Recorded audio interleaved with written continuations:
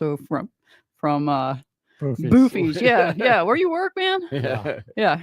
Same place as you do. Yes. I've seen your mug on the table. Anyway, welcome to the show. It is another hot August Saturday here in Albuquerque as we are doing our show. And we're in the middle of summer, and summer means travel time. And a lot of people like to travel with their pets. And that can present some interesting challenges when you're on the road, whether it's a dog or a cat or combinations or 5 cats, as we have done before.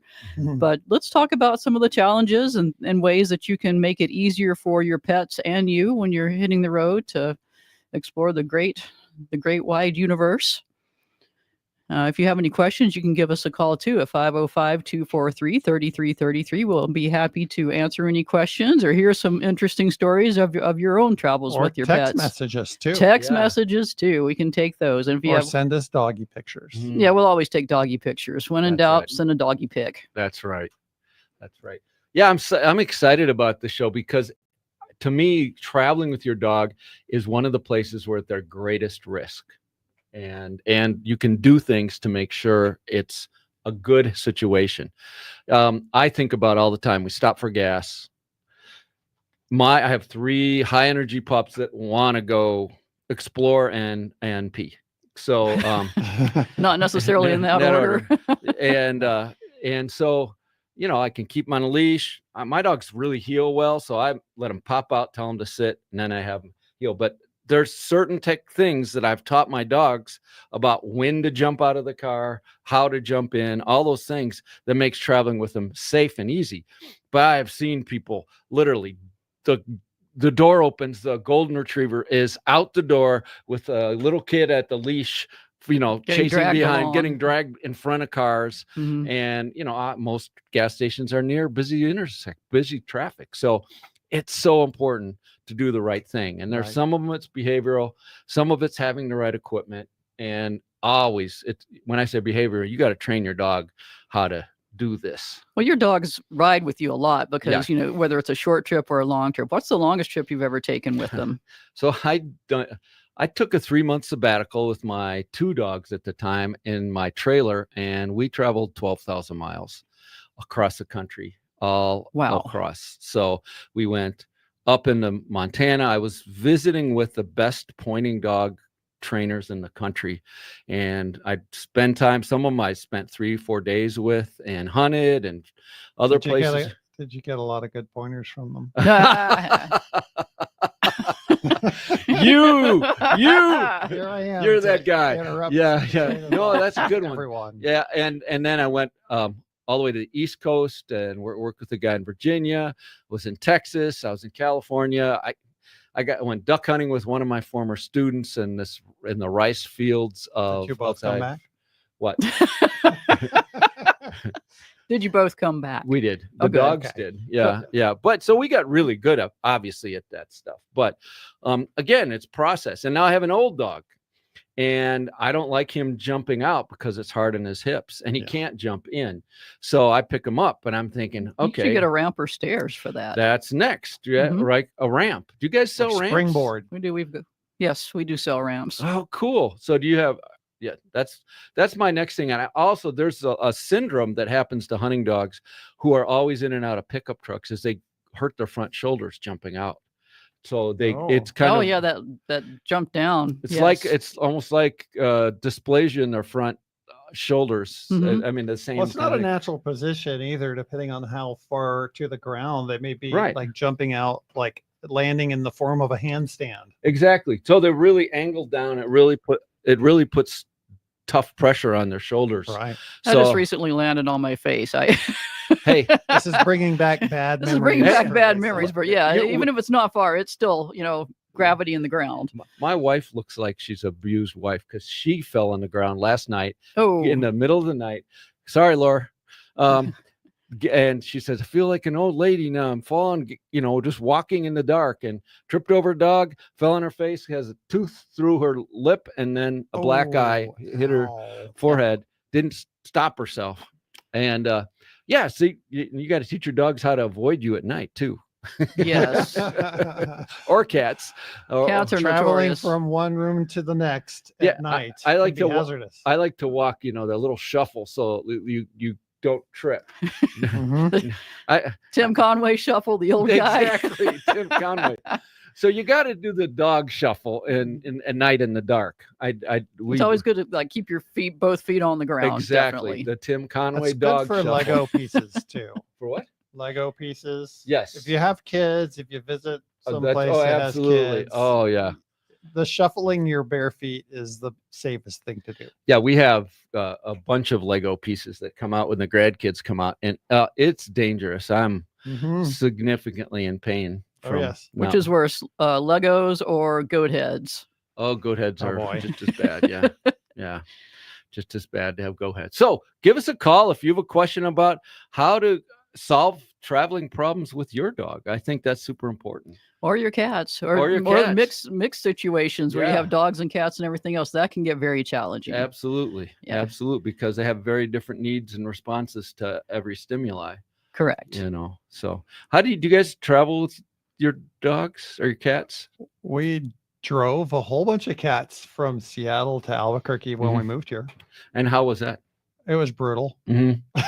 You don't really take the cats out for a walk. That's what I'm wondering. Obviously it's nice you have them in the cage, but they do have to come out to use the potty and use their litter box and everything, get a little bit of a break.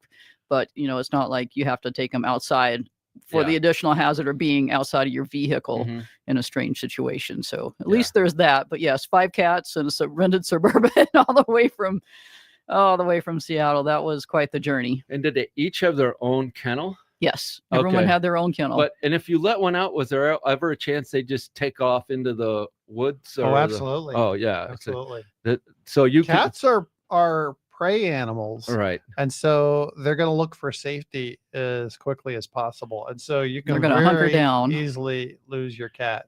Yeah, if your cat leaves the car without being under control. And do you have leashes on those cats very often, or they don't know how to do leashes either? Some do leash and harness system okay. Others do the stiff cat can't walk anymore. No, there's like just totally pancake and refuse. Yes. So they lose all their bones and they just pancake and don't move when you put a leash on them. You can train cats to go on leashes, most of them, but some of them will definitely absolutely refuse. Right, but you definitely want to process there, much like with your dogs when you're traveling. Like when you have a cat that you take out, you want to make sure that the cat goes into the harness and you carry the cat outside. So the cat doesn't think that an opening door is an invitation to go out. So it becomes part of the deal for them to go outside. They have to be carried so you don't have door dashers, because that can be a real problem. So, Fascinating.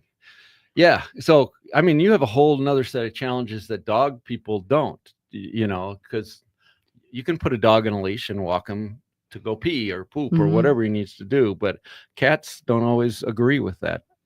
And I think that we had a plan to drive straight through and we were going to do like a rest stop and, put a couple litter boxes and, open up some of the kennels while we're all in the car together. Inside so they the could Suburban. Do their thing. Sure.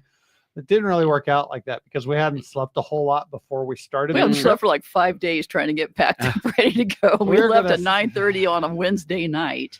We were going to swap off like 4-hour shifts driving. Right. So it went like 4 hour, 2 hour, half hour, 20 minutes. And we just need a hotel now. Yeah. Yeah. And so we did that. And so that worked out well. Everyone got into a hotel room. We got some sleep. The cats had a couple litter boxes. One of them accidentally dumped it on her head. But in front of all the other cats, it was mortifying for her. Yeah. Yes. Oh. Did they charge you per cat? No, it was fortunate because I'm not sure we had any idea what to do. And we saw a hotel with a sign that said pets welcome. Yep. And that was fantastic. It was a Kelly Inn in Montana somewhere. Yes. What was it? Were we in Butte? Or maybe Billings? It was Billings, yeah. Billings. Yeah. That was our stopping point. Okay. Beautiful Billings. The sky is so big up there too. I've heard. Yeah, it's amazing. I go there every year just to find a big sky. Yeah. Do you have to look really hard for it? Yeah. Okay. Yeah. Well, luckily you don't have to look very hard for Duke City Dog Talk because we're here every Saturday on 96.3 News Radio KKOB. We're going to take a break here and listen to some of our wonderful sponsors, and we'll be back talking to Traveling with Pets. Give us a call at 505-243-3333 if you have questions or stories.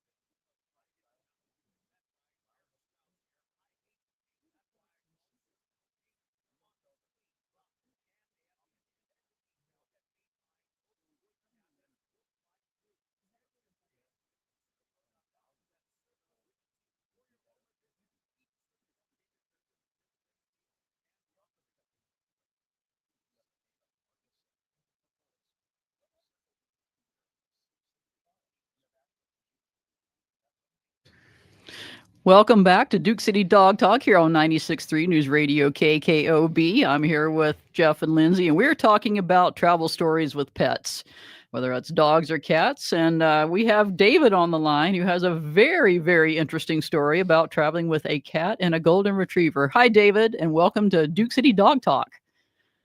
Hi there. We were an Air Force family stationed in Florida. I got reassigned to Alaska. Ooh. That is a trip. Yeah. So we had a Chevy van, 2 children, golden retriever named Buck and a cat named Footy. Cute. So we had a rather large kennels for Buck, but Buck did well in the car, the van. Mm-hmm. So I put a cardboard box over a litter box in that big kennel and put the cat's bed on top of that card. and then her food dish and water dish in there also. And she traveled all the way except Wow. for hotels. We brought her in, Wow. and we even went on the Alaska Marine Highway ferry boat Wow. all the way up. And we walked the dog on the deck when the waves were sloshing around, and they said, just let them poop on the deck. And That's why they call it a they were poop deck. over. Oh, But it was, and they both did she great. beat you to And it. we walked the dog, and they were good pets, and they lasted all the way down to Los Lunas when we were Wow. reassigned. Wow. So they got to do that whole trip too, from Alaska to Los Lunas. Absolutely. Was- Wow. How long did each of these trips take you? And what time of year too? It Oh, wasn't what time of January, year? or was it? We were also towing a car behind the van, Oof. which was interesting. And it was my daughter's first car, and she wouldn't leave Florida without it. Mhm. So I think it took us at least a week and a half. We got into Elmendorf Air Force Base on Christmas Day. Nice. Oh. Wow. Nice. Yeah. It's a good Starting to place get chilly up there. for sure. Just a little. Yeah. You'd had winter more than half And- that trip. and my, Yeah. my son and I learned how to put chains on in Florida, and we were like the Parnelli Jones team changing tires. I mean, we would jump out, put those chains on, and jump back in and keep on going. That's great. I love your creativeness to create an environment that fits cats' needs. You know, that Yeah. they need that dark place. They need the view. And Well, a box. Every yeah. cat loves a box, They if nothing do. else. yeah, just give them boxes. Yeah. They're usually happy. Yeah. Exactly. And we'd let her out in the van once in a while. She didn't like that. She would go right back in the kennel. So That's great. That's great. And your dog was loose in the van because he did well in the Yeah. van. oh yeah, she did well with the kids, you know, and of course we had our luggage in there, everything else. But yeah, Mhm. she did. The Buck was a great golden retriever, and he lasted all the way into Los Lunas. He's in the front yard. It's Wow. impressive too that you escaped bears and wolves and those kinds of things in Alaska, that your pets made it home. That's not always easy.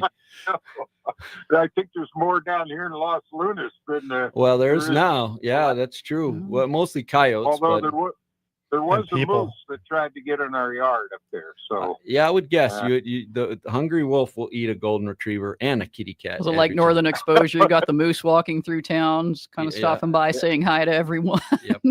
oh yeah, we were on base and the security police was out. My son was delivering papers at 5 in the morning, and the security police were out there with their flashing lights to let us know there was a moose in our yard. So There you go. A moose on the loose. Uh, that's right. that's a year's full of fertilizer right there. Wow. Yeah. Anyway, enjoy your program. Yeah, thank you so much for calling, David, and tell us that story. That's an amazing trip. 2 amazing trips, really. So thank you. And thank you for listening. You bet. You bet. Bye. Bye-bye. It just proves that there's so many ways to solve this problem, right? But you know, the trick there was the planning, the advanced planning. Yeah, You yeah. really need to think about your pet's needs, how they behave, Right. and then try to set up a situation where they're going to be comfortable. Because the more comfortable they are, the more comfortable you're going to be when you're out there. Right. Because you don't want to be stressing about if they're going to get loose, if Yeah. they're going to get lost. So there are so many things that you can do ahead of time to make for a smooth trip. I really appreciate the planning for the weather conditions as well, because Mm. you never know what's going to happen on a long road trip. You know, learning how to do chains still in Florida was a really good idea. yeah, that was Yep. clearly engineer type guy, Mhm. right? David is. Yeah, And so sometimes things happen along the road on a road trip, Mm. and getting stuck, in the snow because Yes. you don't have chains Or four-wheel drive, yeah. But you do have your cat and your dog with you. That Mhm. could be a real challenging situation. for sure. Well, one thing you definitely want to do if you're traveling is to have paperwork about Mm. your pets. Hmm. You want to, you And want to make sure that pictures. they're microchipped and have tags on and everything with current information. But also, if something happens, have current pictures of your pets printed out. Kind of have a Mhm. ready-made missing flyer wow. or something, Wow, I so never you thought of can, that. so you can definitely deploy and start moving if there's a situation you need to deal with, but have updated contact info, any sort of medical information, so you can get the word out if your pet does go missing in an unusual circumstance. Every few years, we hear of a traffic accident from someone passing through New Mexico or the Albuquerque area, and they have an accident, and their dog escapes. And if you don't have your current information, it's really hard to get that put up in a timely manner to help locate your dog. That's a cool idea. And also, kind of in my hunting world, it's very common for a dog to take off, get lost, chasing a bird, and they follow their nose. Yeah, they chase a deer and go 3 miles away, and you can't find them, and you're driving around. I've got GPS collars on my dog, so I can recall them up to 8 miles away. Wow. So, and it shows me where they are. More than that, you can recall them. That's like come, right? What yeah, do but you if they're how do you communicate with them? Does it have like a buzz or something? Yeah, too? I beep them. Oh, okay. Yeah, and then I they'll beep them turn around and try they're to like, find their way back. Boss wants me. I'm coming back. I've got a story. Uh-oh. I was moving back from Houston to here to Albuquerque a few years ago, and my cat went missing. Oh, no. I took her out of her cat carry case so I could pet her while I was driving. And I got out for dinner, and when I got back in, she wasn't in the cab of the truck. I could not find her. I looked everywhere, and then I walked around. I looked around. I called her, and so couldn't find her. After 2 hours, it's like I just have to go. Oh, wow. So I don't know what I'm going to do. And then 3 hours later, she crawled out where she had crawled into under the seat. Like no big thing. Like, hey, I'm here. Love me now. Cats do that. Yeah, cats do that in your home. It's They'll like help you look It's for like I cats, swear too. I didn't let her out in the first place, but when I couldn't find it, because I swear I looked under the car seat. This is a common experience for cat owners, is that they go home and they can't find their cat, and they're looking around for hours and hours. And then at some point, their cat comes out and says, "Oh, what are we looking for? Can I help you look?"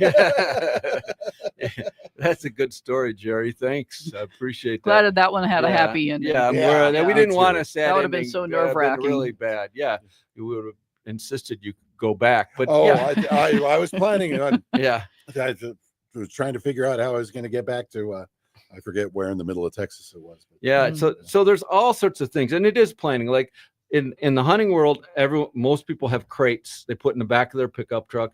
Dogs are crate trained. They're padded. Some of them insulated. A lot of guys have cabs over their pickups, and that's a really healthy, safe way. You can give them water and food back there, and it's real good. I keep better climate control too. So I appreciate the cabs over the pickup for sure. And they make fans to put on the dog crates now that work pretty well. Just because I like to have my dogs close, I have a back seat cover that protects the back seat, and it's flat, and I have 3 dogs, and I can put water back there. They're super happy. And I have to, like I said, pick up my old guy, and but they love that because then I can pet them when I'm sad or bored or whatever. So it kind of works both ways, and they're perfectly climate controlled. So okay, well, we're going to take another break here on 96.3 News Radio KKOB. We're Duke City Dog Talk. If you have any stories or questions for us, you can call or text us at 505-243-3333. When we get back, we'll continue talking about traveling with dogs and pets.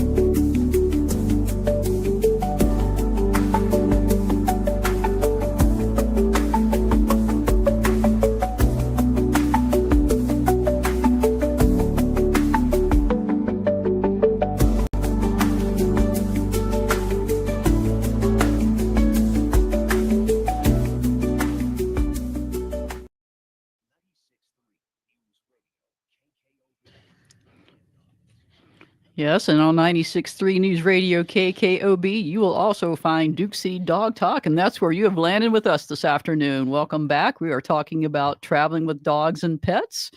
Got an interesting story from a caller a little while ago. We've had our own adventures. But let's talk about, again, ways that you can make it easier for your pets to travel safely and calmly. Yeah, so Jerry brought up something. Let him tell a story in a sec. Jerry, before you go, one of the keys I want to say is make sure they get a little run before they get in a car. That's super important for cats and dogs, just to do their business, get some of the stress out, then they can settle in the car. But Jerry's got a great story. Yeah, my little dog Alpha, she loves to travel. She's a great little traveler, and it's like she belongs with us.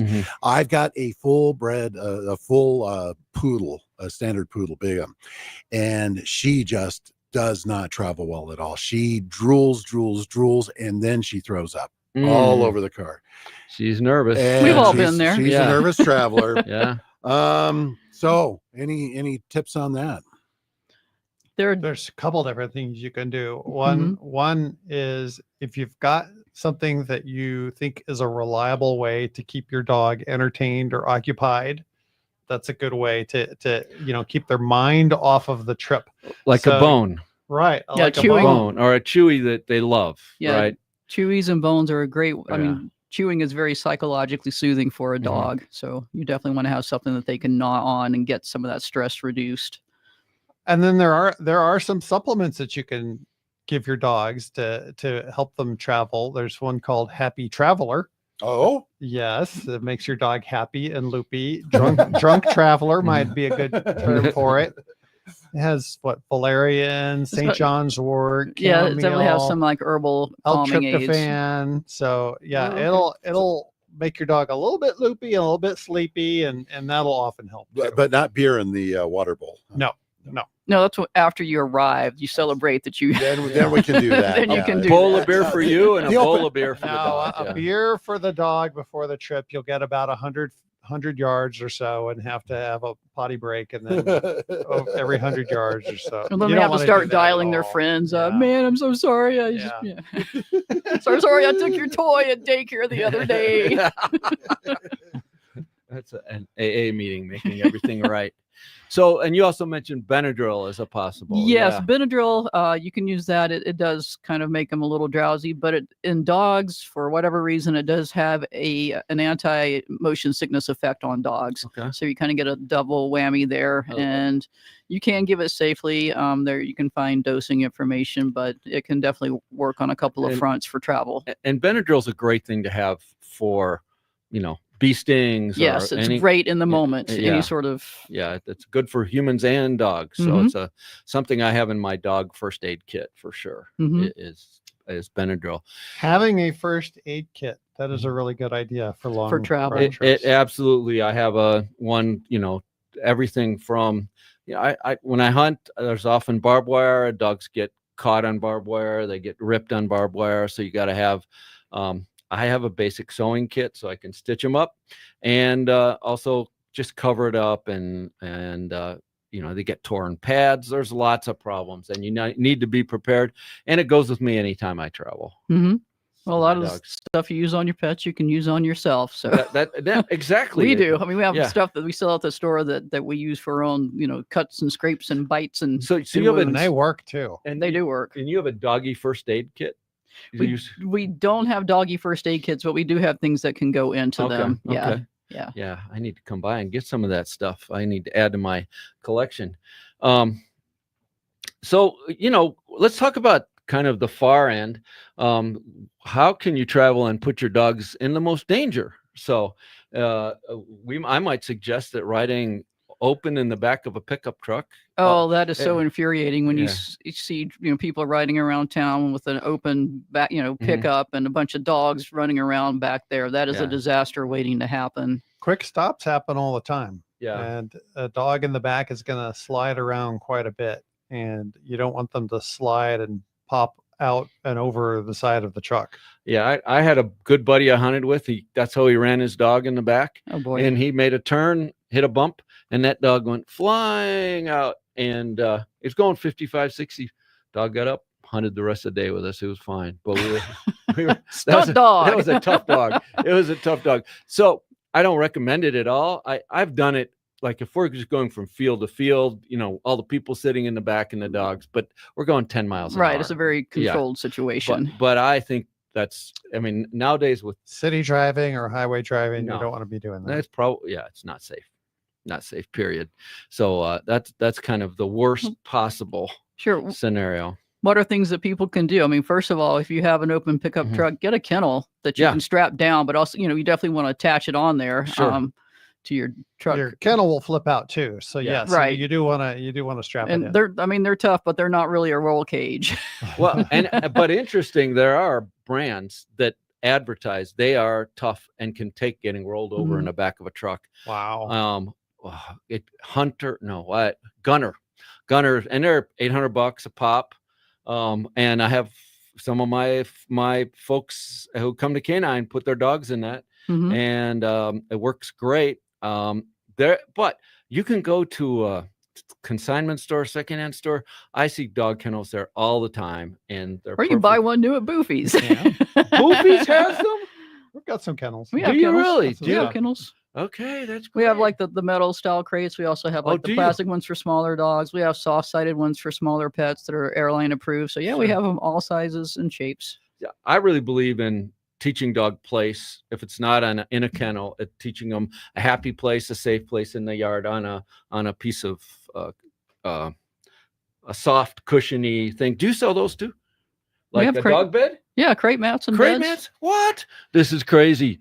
I have to go I to know a Boofy's. pet supply store that has pet supplies. Oh my goodness, what is amazing. the world coming to? But But dogs, you make a good point too about trying to give your dog a happy and safe place. Dogs They're den animals. are den animals, Yeah. and some people don't understand the value of crate training, but many dogs like to have a crate as a safe place to go into.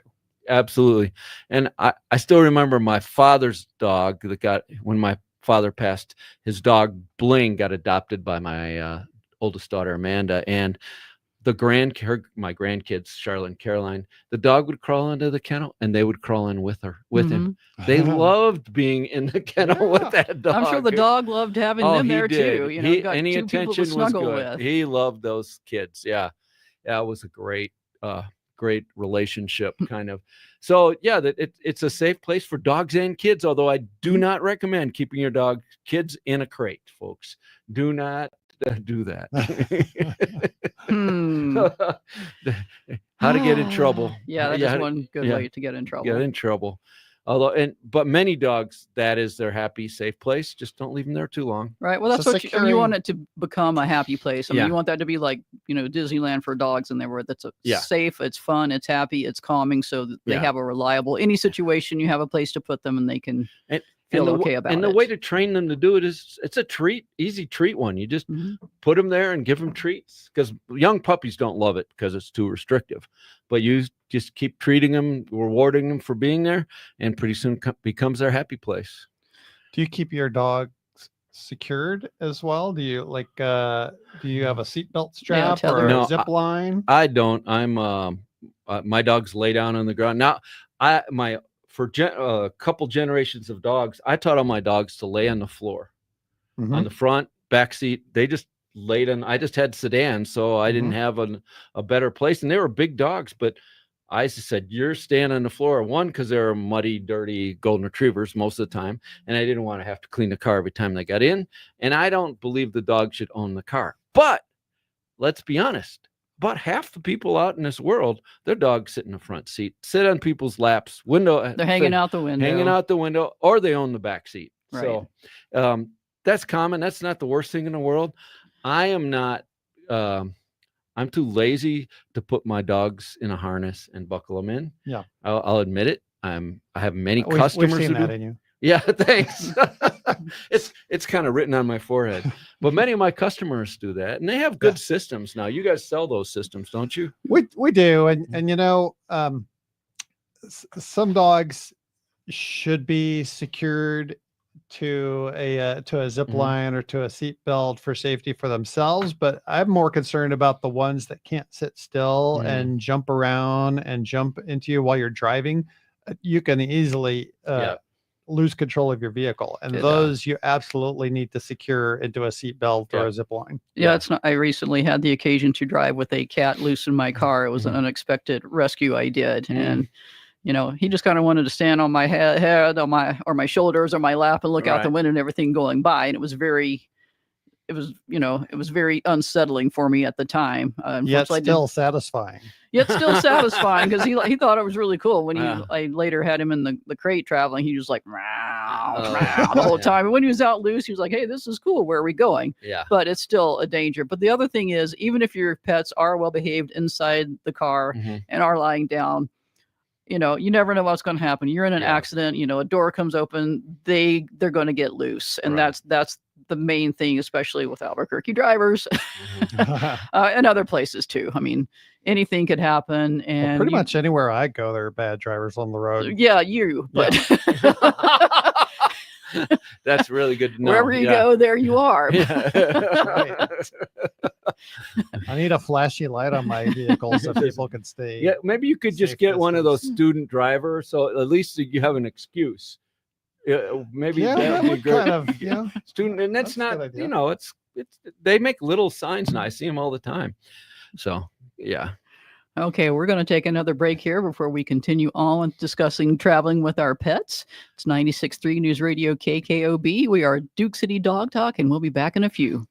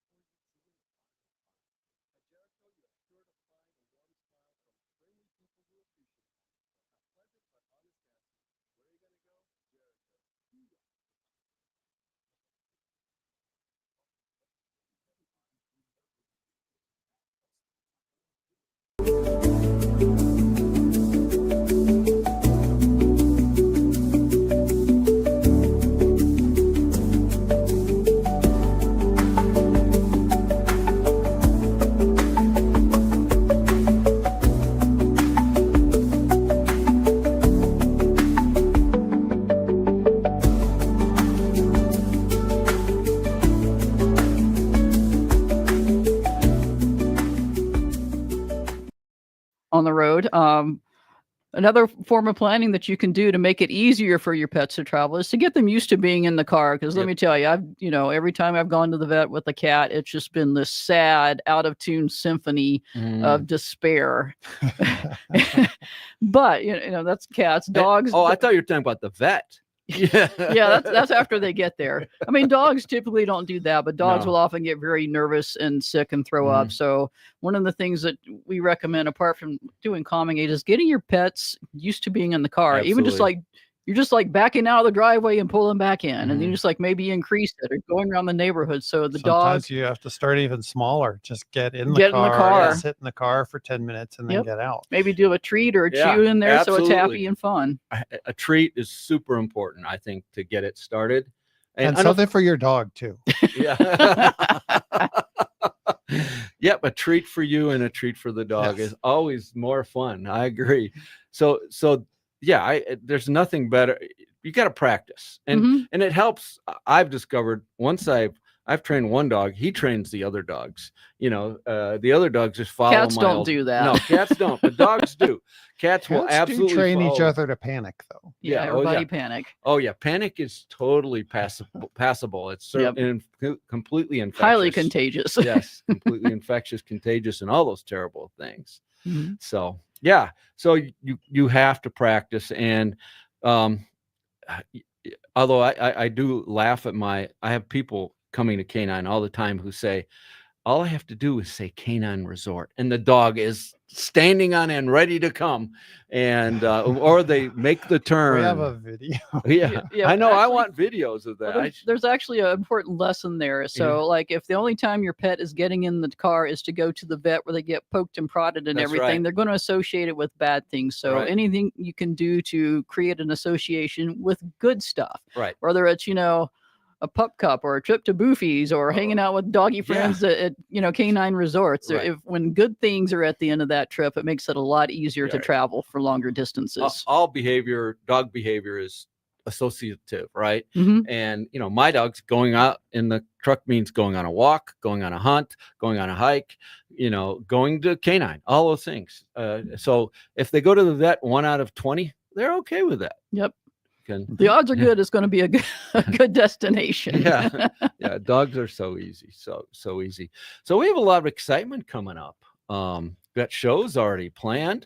I know. What's up What? with us? Yeah, I don't know, kind of crazy. So on the 9th, next Saturday, we have my friend whose name will come, who owns Wet Paws, Anderson. Why am I doing this? Sorry. What happens when you're on the road or in front of a microphone? And he owns Wet Paws, Jason Anderson, and he is doing a great business. He partners with us all the time when we do big events, and he has a mobile car wash. And we're going to talk about that as a business and what they can provide for you. So he's also got a new kind of dog and I think cat transport business to help move cats and dogs to places like Canine or to the vet and things like that. Kind of a concierge. Kind of a thing. concierge thing. Yes. So that's his next adventure. And then on the 16th, Uber dogs. yeah, dog Ubers, Uber dog, a Wonder dog. Let's call it Goober. Uber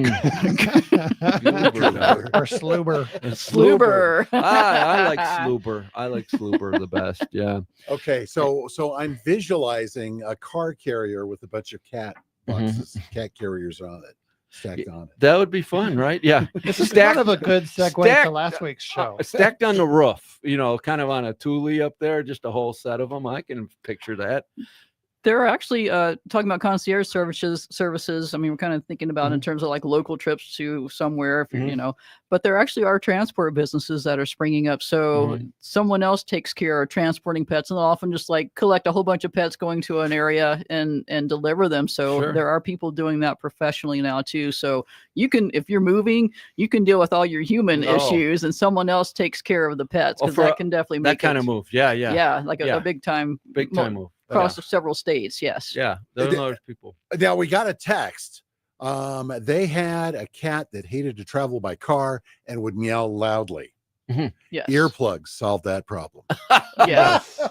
That is Yeah, you're true. never going to quiet the Yeah. cat, so you might as well just, Yeah. environmental We had an management of amazing your own cat head. many years ago that would string multiple meows together. There would usually be like 2 or 3 meow meow meow meow meow, and then sometimes in the car trips it would be like up to 7 in a row. Wait a second. Meow meow meow meow meow meow meow meow. Oh, that sounds That's a like an whole ad. bunch. Yeah. meow, meow. Oh, okay. I taught so I got my daughter a cat piano. Have you seen the latest and Yeah, so greatest? those are the ones that have And the cat- treats that come out when they no, play. Oh, no, okay. no. But it's a little kid's piano, and Mhm. it has different voices, and one of them is you can play the notes As for meows. as meows. And of course, I taught my daughter how to play the Meow Mix song. Oh, Oh, good. well, we don't talk about Meow Mix. wow. Yeah, Oh, we yeah. don't But talk it's a about catchy Meow s- Mix. But the but it's song's such a catchy. fun But the The song- song is catchy. The food is not. Yes. The song's amazing. It's like how many decades later and we're still We're still singing. singing. Oh, it. yeah. Yeah, we still Food recognize it. colorings, though, you want to avoid. Yeah. Yes. Let's just say no to food colorings in pet foods. Yes, let's. So on the 16th, the following Saturday, we have a woman who's a professional dog trainer who's trained dogs her whole life and raises Labradors and Golden Retrievers in Los Lunas, and has a really cool facility that I went to visit. And her name is Sonia Burr.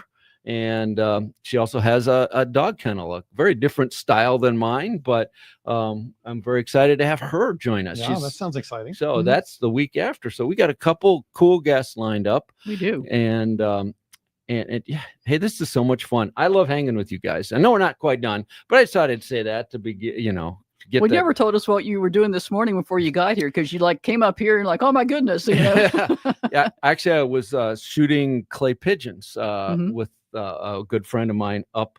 There's a range up in the East Mountains, and the fun thing is, we shot a bunch and didn't eat any, and which is always really smart because clay pigeons aren't very good no matter how you cook Not them. very tasty. Yeah. Crunchy though. Yeah, they Yeah. are crunchy. Yeah.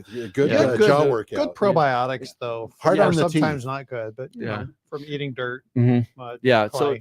so I had so much fun. Kind of tried to do this a little bit in August before the hunting season starts, so to improve the odds that I might shoot something someday and get to eat it. But no clay pigeons for you. No clay Do pigeons. they have yeah. cornfields where you go hunting? They do. Yes, all the time. I If go. nothing else, you can shoot an ear of corn. That's true. I do. When I go to Kansas, there's Mm-hmm. always corn and Milo and barley. It's not Mhm. that good raw. I'm just saying. I think you could probably still cook it and eat it, but a watermelon, I wouldn't. Wouldn't Don't cook try shooting a your watermelon. own watermelons. That's a good point. Then we have a Gallagher episode. What's Gallagher? Oh, he was the comedian that exploded watermelons on Yeah, people because it Oh. was funny. To Yeah, you should do. like Okay. a sledgehammer sort of thing, and yeah, And blow 'em explode up. them. Yeah, basically. So when people would go to his shows, they basically had to cover themselves in plastic. Ah, And that on was the part of watermelon the show, appeal. we're going to talk sledgehammer. all about exploding watermelons. Watermelons. Yeah, but and next show is Wet Paws with Jason Anderson. All right. Look forward to it. It'll be fun. Well, thank you so much for joining us here again on 96.3 News Radio KKOB, Duke City Dog Talk. We like to woof it up with you every Saturday, and we'll woof, Woof. woof. Woof. And we'll be woofing with you next weekend as well. So All you right. have a great weekend. Take care, guys. Nice. Did you hear that little